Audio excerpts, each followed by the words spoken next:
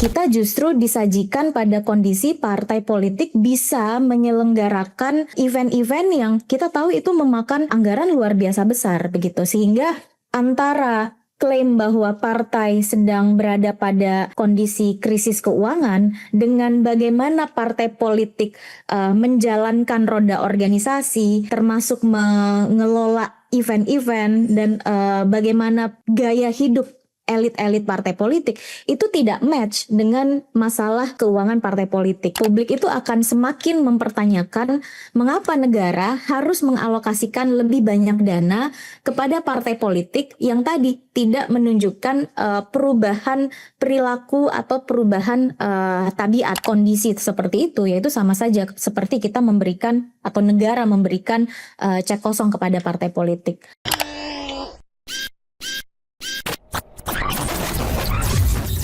Sebetulnya kan diskusi kita termasuk risetnya Perludem ini berangkat dari kita itu punya pemahaman atas suatu urgensi yang sama, yaitu partai politik harus berbenah gitu. Jadi bahasa sederhananya ya, karena kita sayang dan kita yakin, kita tahu, kita paham bahwa partai politik itu punya peran yang luar biasa, maka kita tiba pada simpulan partai politik memang harus berbenah. Jadi spiritnya berangkat dari situ, bukan untuk misalnya mengikat partai politik, mempersulit atau memperberat beban administratif yang harus dijalankan partai politik dalam konteks menjamin transparansi dan akuntabilitas, tetapi lebih untuk mendorong atau memastikan agar partai melakukan pembenahan dan partai kemudian mampu menjalankan peran-perannya dengan baik begitu.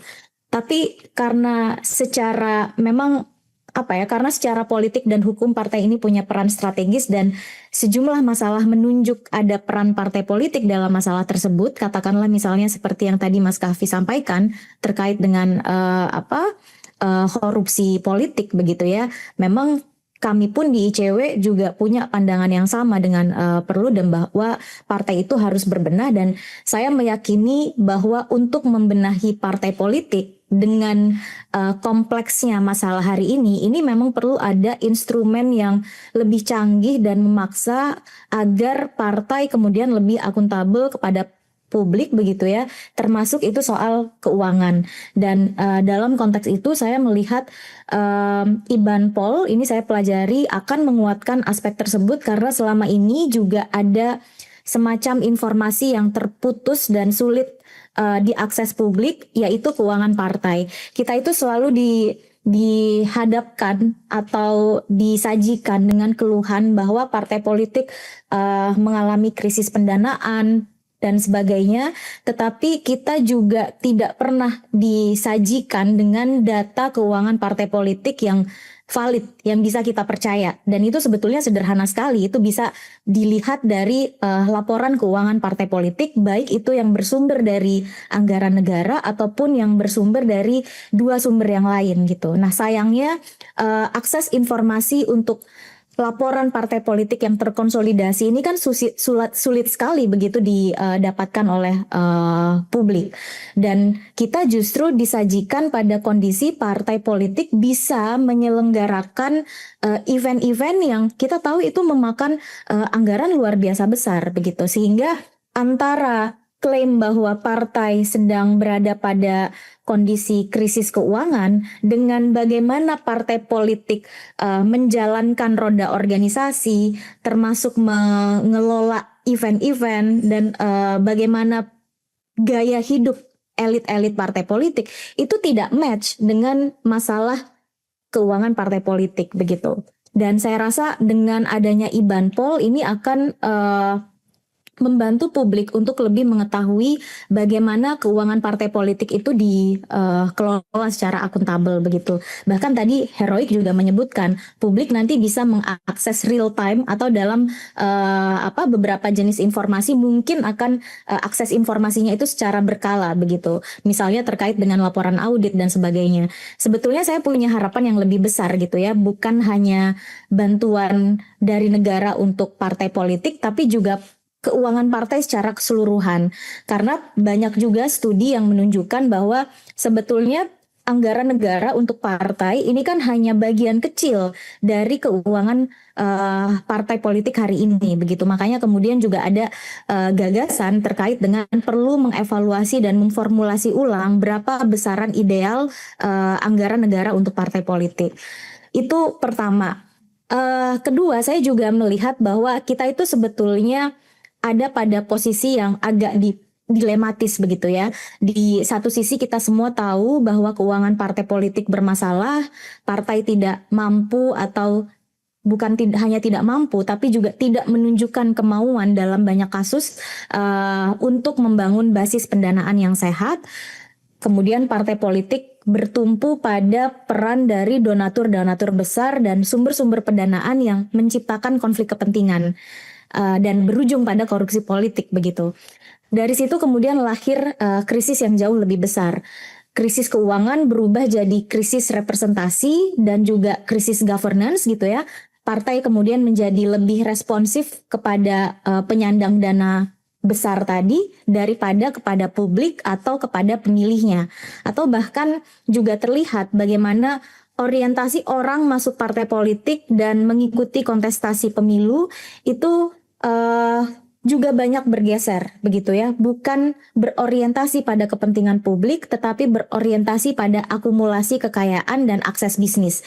Nah, di sini kita juga melihat problem yang tadinya itu adalah krisis keuangan kemudian bisa bergulir atau melahirkan problem yang lain mulai dari fungsi kaderisasi yang melemah, kemudian rekrutmen politik menjadi lebih transaksional dan pada akhirnya tata kelola pemerintah juga ikut terdampak gitu. Jadi kalau kami melihatnya memang persoalannya tuh bukan lagi sekedar financial crisis begitu ya, tapi juga sudah menjadi governance crisis gitu. Tapi di sisi lain, nah ini poin kenapa tadi saya menyebut dilematis begitu ya. Di sisi lain memang kita tidak pernah dihadapkan pada sedikit saja perubahan tabiat partai politik. Bahkan ketika misalnya kemarin anggaran dari negaranya dinaikkan, yang memang dinaikannya kecil begitu ya, tidak cukup signifikan membantu atau menolong kondisi keuangan partai politik. Nah, tapi apakah ini karena problem krisis pendanaan semata? Saya rasa dengan kompleksnya masalah politik hukum kita hari ini rasanya tidak gitu. Kita sudah memasuki masalah yang jauh lebih kompleks dari problem krisis pendanaan semata. Artinya saya di satu sisi juga meyakini bahwa menaikkan banpol itu juga bukan solusi akhir atau bahkan bukan solusi penentu transformasi partai politik. Jadi meskipun saya setuju bahwa harus ada formulasi ulang mengenai alokasi anggaran negara untuk partai, saya lebih bersepakat banpol ini dibincang sebagai bagian dari reformasi partai politik. Jadi harapannya pemerintah ketika mau memformulasi ulang alokasi anggaran negara untuk partai dan juga mau menyusun kerangka kebijakan terkait dengan keuangan partai politik, ini tidak terlepas atau tidak putus dari agenda reformasi partai politik gitu. Jadi perbincangan mulai dari perbincangan masalahnya sampai kemudian solusi yang diambil itu memang ada di bawah payung besar reformasi partai politik di mana di dalamnya juga mencakup terkait dengan keuangan partai. Dan hal lain, kita itu juga sedang berada dalam situasi politik anggaran yang menyakitkan bagi publik. Tadi Mas Heroik juga sudah menyebutkan begitu ya. Bahkan bagi saya ya ini tidak hanya bagi publik, tapi bagi banyak lembaga negara yang juga mengalami dampak dari efisiensi. Bahkan ada lembaga negara yang anggarannya dipotong lebih dari 50% untuk bayar pegawai saja dan program-program pokoknya itu sudah pusing pasti saya rasa. Belum lagi misalnya dibebankan untuk juga melakukan edukasi publik dan sebagainya begitu ya. Jadi tekanan fiskal kita itu sekarang sedang tinggi.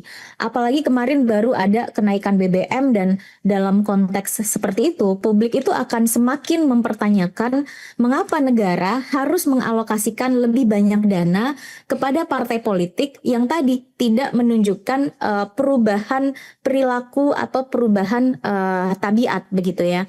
Tidak hanya jangankan berhenti untuk melakukan skandal-skandal misalnya tadi yang disebut berkaitan dengan korupsi politik dan sebagainya, untuk menjadi good representative of the people aja tuh masih dipertanyakan begitu. Jadi menurut saya ini juga adalah satu pertanyaan yang sah, yang valid, dan memang harus dijawab dengan serius. Maka desain IBANPOL yang dikembangkan oleh Perludem ini saya rasa adalah salah satu langkah yang bagus begitu ya, karena dalam konteks itu ada upaya yang lebih serius dihadirkan kepada publik untuk lebih menjamin bagaimana transparansi dan akuntabilitas partai politik. Tapi memang yang perlu digarisbawahi adalah itu tadi, ya nggak cukup juga kalau kemudian kita menjawabnya hanya dengan keuangan partai politik, apalagi kalau semakin dikecilkan bahwa keuangan partai politik itu ya banpol aja gitu ya. Tapi harus mencakup keuangan partai politik secara dalam artian yang lebih luas, dan yang lebih substantif lagi adalah terkait dengan reformasi partai politik tadi. Nah, soal pertanyaan bagaimana kemudian menjaga integritas atau menjamin transparansi dan akuntabilitas, kalau saya melihatnya transparansi dan akuntabilitas itu adalah satu bare minimum yang harus dipenuhi oleh partai politik kita. Jadi mau itu banpolnya dinaikkan atau tidak, partai politik memang sudah seharusnya transparan dan akuntabel kepada publik. Kenapa? Karena mereka mengelola uang publik, dan lebih dari itu mereka menjalankan peran yang dekat dengan publik, atau mereka menjalankan peran di mana publik akan menerima dampak dari bagus atau tidaknya partai politik menjalankan peran tersebut. Misalnya dalam konteks rekrutmen calon penyelenggara negara gitu ya, calon kontestan pemilu. Memang mereka yang punya peran itu, tapi yang akan mendapat dampak dari bagaimana peran tersebut dijalankan ini kan adalah publik. Jadi memang seharusnya partai transparan dan akuntabel kepada publik. Rumusannya itu bukan karena negara sudah mengalokasikan anggaran lebih besar untuk partai, maka partai harus transparan dan akuntabel, tapi rumusannya adalah karena partai mengemban fungsi publik yang sangat strategis dan sangat menentukan bagaimana kualitas demokrasi dan pemerintahan kita, maka partai sudah semestinya transparan dan akuntabel kepada publik. Nah, ini rasanya yang sejak reformasi sampai hari ini juga belum terlihat bagaimana partai politik itu menjalankan fungsinya dengan baik dan bersikap transparan dan akuntabel kepada publik. Jadi menurut kami juga yang lebih penting adalah bagaimana menjadikan peningkatan banpol ini sebagai bagian dari paket reformasi partai politik yang jelas, yang implementatif dan lebih terukur. Misalnya apa indikator perubahan yang harus dicapai gitu ya. Kalau kemudian akan ada kenaikan ke depan untuk alokasi anggaran untuk partai politik, saya lebih sepakat mungkin perlu diformulasikannya itu berjenjang gitu ya. Jadi nggak langsung naik signifikan dibanding dengan anggaran yang sekarang sudah dialokasikan oleh pemerintah. Selain karena kita sedang berada pada situasi ekonomi yang sulit, ya ini juga perlu dilihat dari seberapa serius kemudian partai politik itu melakukan pembenahan. Seberapa berhasil instrumen uji coba mengubah partai dengan cara memberikan alokasi anggaran yang memadai itu berhasil gitu. Jadi memang harus berjenjang. Kemudian juga bagaimana mengukur demokrasi internalnya partai politik. Kan salah satu target perubahan kenapa partai politik itu mau ditransformasi, mau direform gitu ya, itu adalah juga menyangkut demokrasi internal yang juga banyak sekali dibincang oleh teman-teman Perludem. Lalu pertanyaan yang lain misalnya bagaimana mengukur keterbukaan keuangan. Kalau ini menjadi sistem yang diadopsi oleh pemerintah, saya rasa ini akan sangat memudahkan publik untuk juga terlibat mengakses atau menilai apakah partai politik itu sudah cukup terbuka atau enggak gitu ya. Dan tentu saja ini adalah bare minimum gitu ya. Kenapa saya bilang bare minimum? Karena kita nanti juga akan ada pada diskusi atau perdebatan apakah laporan keuangan yang sudah disampaikan oleh partai politik ini sudah akuntabel, sudah mencerminkan praktik yang sebenarnya, yang realitanya begitu ya, atau laporannya adalah laporan yang dimanipulasi, sama dengan misalnya ketika kita sekarang membincang bagaimana laporan keuangan pemerintah atau misalnya laporan dana kampanye gitu. Jadi memang ada upaya-upaya lain yang perlu terus dilakukan. Dan terkait dengan apakah laporannya benar atau tidak, ini kan sebetulnya bisa dijawab dengan audit gitu ya. Dan ketika bicara soal audit yang lebih fair, yang lebih benar begitu ya, lebih mencerminkan realita yang sesungguhnya, ya ini tentu tidak bisa dijawab hanya dengan mempunyai skema IBAN-Pol ya seperti yang dikenalkan oleh teman-teman Perludem, tapi juga bagaimana memperbaiki tidak hanya kualitas atau cakupan auditnya, tetapi juga regulasi yang mengatur bagaimana partai politik itu diaudit gitu. Termasuk misalnya terkait dengan pengawasan dan sebagainya. Dan hal lain juga yang juga penting adalah apa konsekuensi ketika partai politik mengelola alokasi anggaran negara atau juga keuangan secara keseluruhan begitu ya, tidak semestinya. Dan apa konsekuensinya ketika partai politik meskipun anggarannya terus dinaikkan itu tidak menunjukkan perubahan. Saya rasa ini yang juga masih menjadi PR kita. Makanya ketika membincang keuangan partai politik, saya juga ini ya melihat ada urgensi yang sangat tinggi partai politik itu juga dihadirkan dalam diskusi-diskusi kita. Jadi mereka tahu bahwa meskipun kita ikut menyadari ada problem keuangan partai politik dan melihat kenaikan anggaran negara untuk partai sebagai salah satu solusi, yang kita mau itu juga bukan blank check gitu, bukan cuma cek kosong, tapi yang kita mau adalah sebuah upaya untuk memperbaiki partai politik secara lebih substantif gitu. Tanpa itu semua, saya yakin bahwa kenaikan banpol kemudian hanya menjadi blank check. Termasuk ketika kenaikan banpol itu diikuti dengan skema transparansi dan akuntabilitas yang sudah dibuat oleh pemerintah. Jadi memang harus di bawah payung reformasi partai politik begitu. Kenapa bisa berujung hanya sekedar pada blank check? Karena ya negara kan memberi lebih banyak uang, tapi publik kemudian tidak memperoleh jaminan bahwa partai itu akan berubah menjadi lebih demokratis, lebih bersih, dan lebih representatif gitu. Itu yang kemudian kami di masyarakat sipil dan ICW juga sangat bersepakat menyebut kondisi seperti itu, yaitu sama saja seperti kita memberikan atau negara memberikan cek kosong kepada partai politik. Nah, terakhir saya kira partai politik juga perlu lebih jujur ya kepada publik mengenai kondisi keuangannya, seperti yang tadi sempat saya singgung di awal. Karena memang selama ini narasi bahwa partai kekurangan dana itu sering disampaikan secara sepihak saja, tetapi kemudian tidak diikuti dengan laporan keuangan partai yang memadai dan sehingga tidak mampu, partai sejauh ini menurut saya tidak mampu membuktikan di mana sebetulnya letak persoalan itu. Jadi jangan sampai masyarakat kemudian hanya dimintai mempercaya klaim bahwa partai politik kekurangan uang gitu ya, tanpa pernah melihat kondisi keuangan yang sebenarnya.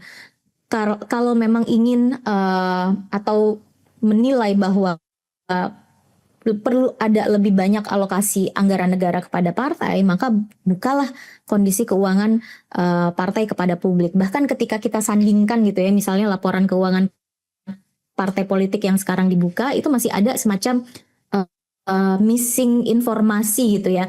Kok ada kegiatan-kegiatan besar partai politik yang publik juga banyak tahu karena dipublikasikan melalui media sosial, melalui pemberitaan dan sebagainya, tapi nggak ada di laporan keuangan partai politik begitu. Nah ini kan juga membuktikan bahwa ternyata menyusun laporan saja itu nggak cukup, tapi kita perlu ada upaya untuk mengawasi partai politik dan juga bagaimana mengaudit kebenaran isi dari laporan keuangan partai politik tersebut.